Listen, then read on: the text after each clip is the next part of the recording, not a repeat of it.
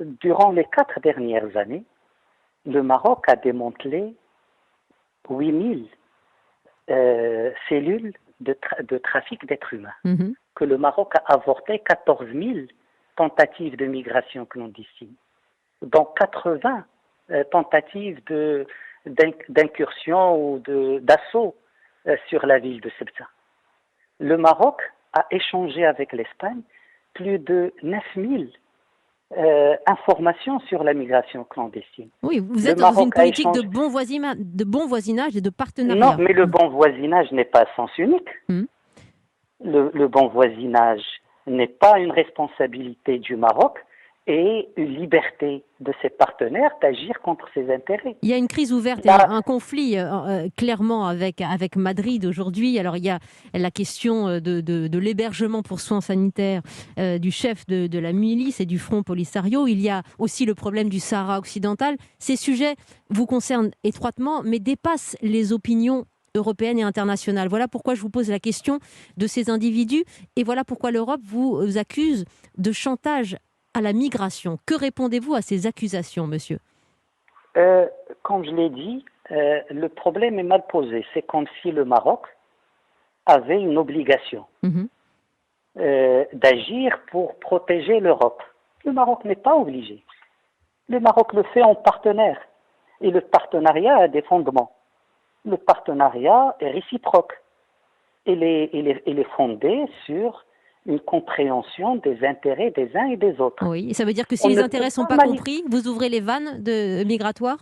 Non, ce que je dis, c'est que on ne peut pas manigancer le soir contre le partenaire et lui demander le lendemain d'être loyal. L'Espagne n'a pas consulté l'Europe avant de prendre les décisions qui touchent les intérêts du Maroc. L'Espagne n'a pas consulté l'Europe avant de passer outre des normes même Schengen pour accepter l'entrée de manière frauduleuse d'une personne recherchée par la justice espagnole. Donc l'Espagne a créé une crise et il veut la faire assumer à l'Europe. L'Espagne est le partenaire direct du Maroc lorsqu'il s'agit de questions migratoires. Aujourd'hui, où en sont les relations diplomatiques, monsieur le ministre des Affaires étrangères du Maroc, avec votre partenaire espagnol ? Contrairement à ce que dit madame la ministre espagnole, il n'y a pas de contact entre le Maroc et l'Espagne depuis le déclenchement de cette crise. Et contrairement à ce qu'elle dit, le Maroc n'a jamais été informé de la venue de cet individu. Aujourd'hui, le Maroc pose des questions simples.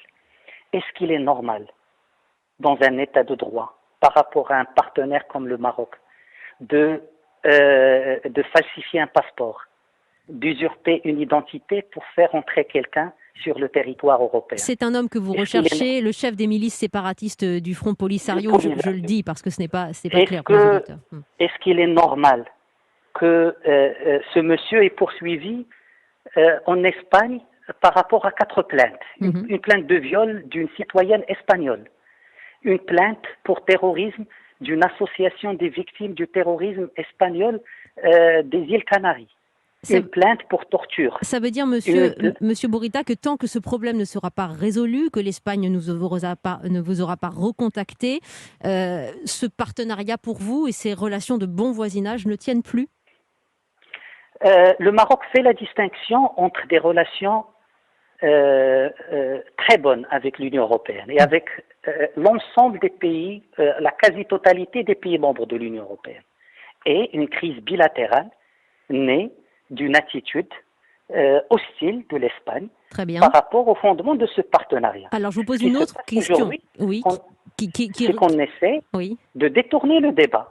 Alors, il y a quand même une réalité, une crise Monsieur le ministre, qui n'existe pas. Il y a une réalité qui s'impose, c'est qu'il y a à peu près 1500 mineurs qui sont passés du Maroc sur l'enclave de Ceuta et que, en vertu de la loi, ces mineurs ne peuvent être ni accueillis ni renvoyés dans leur pays d'origine. Ils sont aujourd'hui en errance sur ce territoire à quelques kilomètres du royaume du Maroc.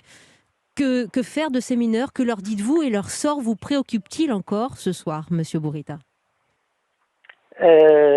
D'abord, vous connaissez les positions du Maroc sur le statut de Ceuta. Ce n'est pas le sujet et ce n'est pas le moment. Mais par rapport à ça, c'est un problème que le Maroc discute de manière franche avec beaucoup de pays européens dans le cadre de sa responsabilité. Mhm. Le Maroc, au cours des dernières années, l'Europe n'a jamais entendu parler de ce front ouest de ses frontières. Ce n'est pas parce que ce n'est pas une voie empruntée par les réseaux de migration clandestine. C'est parce qu'un pays déploie 20 000 de ses forces de sécurité, Pour y pris veiller. de la sécurité des Marocains pour agir en partenaire. Et là, il y a une faiblesse, il y a eu une faiblesse ou une faille aujourd'hui qu'il faut résoudre. Et il y a d'abord aujourd'hui un problème de confiance, un problème de respect mutuel Oui. avec le partenaire direct dans cette affaire qui est l'Espagne, par rapport à une crise que l'Espagne elle-même a créée. Merci. Et c'est aujourd'hui à l'Espagne de trouver la solution à cette crise. Merci. Et si l'Espagne pense que la crise pourrait être résolue en exfiltrant le monsieur par les mêmes procédés, c'est qu'il cherche le pourrissement et qu'il cherche l'aggravation de la crise, voire même la rupture. Votre position est claire et vous avez aussi éclairci un certain nombre de questions.